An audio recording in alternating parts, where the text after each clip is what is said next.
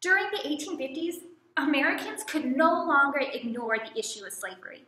In the past decades, it was a taboo topic that would be impolite to bring up at the family dinner table.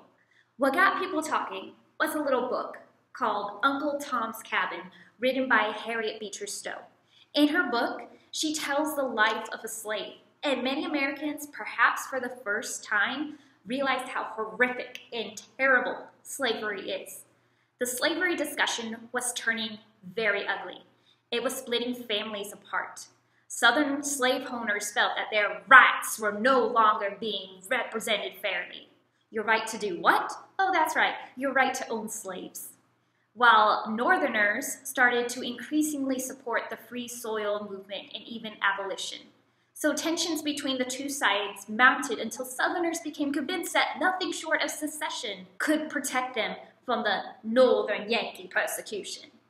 A few years later, in the middle of the Civil War, Harriet Beecher Stowe was invited to meet the president. Abraham Lincoln allegedly greeted her by saying, "So you're the little woman who wrote the book that made this great war."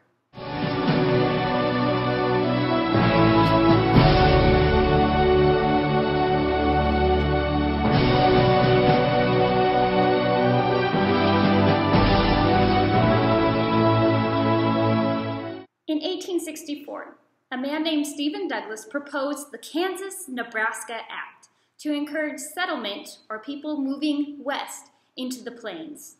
To avoid the issue of slavery, Stephen Douglas proposed that each territory be able to choose for itself if it wanted to be a slave state or a free state. This is called popular sovereignty. Now, how do you think the Southerners and Northerners are going to react to this Kansas-Nebraska Act?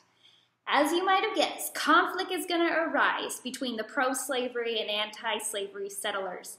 Everyone and their brother is going to start moving to Kansas so they can vote for it to be either a slave state or a free state. And with this act led to a period of violence known as Kansas. And it helped pave the way for the Civil War. Before the voting started, Northerners crossed the border to keep Kansas a free state, and Southerners crossed the border to make Kansas a slave state. And fighting will break out throughout Kansas. The fighting did not just happen in Kansas, but also on the floor of the Senate building. Representative Preston Brooks, a pro-slavery Democrat from South Carolina, used his own walking cane to attack the Senator Charles Sumner, an abolitionist Republican from Massachusetts, in retaliation for a speech given by Sumner 2 days earlier in which he fiercely criticized slaveholders. So with his walking cane, Preston Brooks just started beating Charles Sumner on the floor of the Senate building. The beating nearly killed Sumner, and it contributed significantly to the country's polarization over the issue of slavery. It has been considered symbolic of the breakdown of reason and discourse. The Bleeding Sumner incident provoked outrage in the North. Southerners praised Brooks for his attack and sent Brooks hundreds of new canes in endorsement for his assault. One was inscribed with, "Hit him again." Take a look at this picture. Would you say this is a hero, terrorist, or maybe even a crazy person?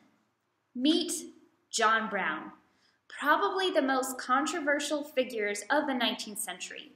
John Brown was an abolitionist. He hated slavery. Brown and his 5 sons moved to Kansas just after the territory had been opened. He led an anti-slavery revolt that resulted in the murder of 5 pro-slavery settlers. To the north, he was a hero, and to the south, a radical terrorist that needed to be captured and thrown in jail. In 1859, John Brown led a raid to take over Harper's Ferry. Harriet Tubman also helped in the raid by recruiting men to aid the raid. Harper's Ferry held an armory, a storehouse full of weapons. They planned to take as many guns and ammunition as they could and give those to the slaves so they could join them in rising against their masters. The attempt to take the armory failed, and it led to Brown's capture by the commander of the U.S. Army, Robert E. Lee.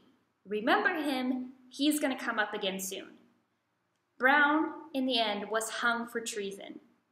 Southerners suspected that Brown had been funded and encouraged by Northern abolitionists. In the North, John Brown became a martyr. The cry to end slavery became so great that there was absolutely no chance war could be avoided at this point. The Civil War was coming, and it was coming fast. Oh, John Brown's body lies molding in the grave, while weep the sons of bondage whom he ventured out to save.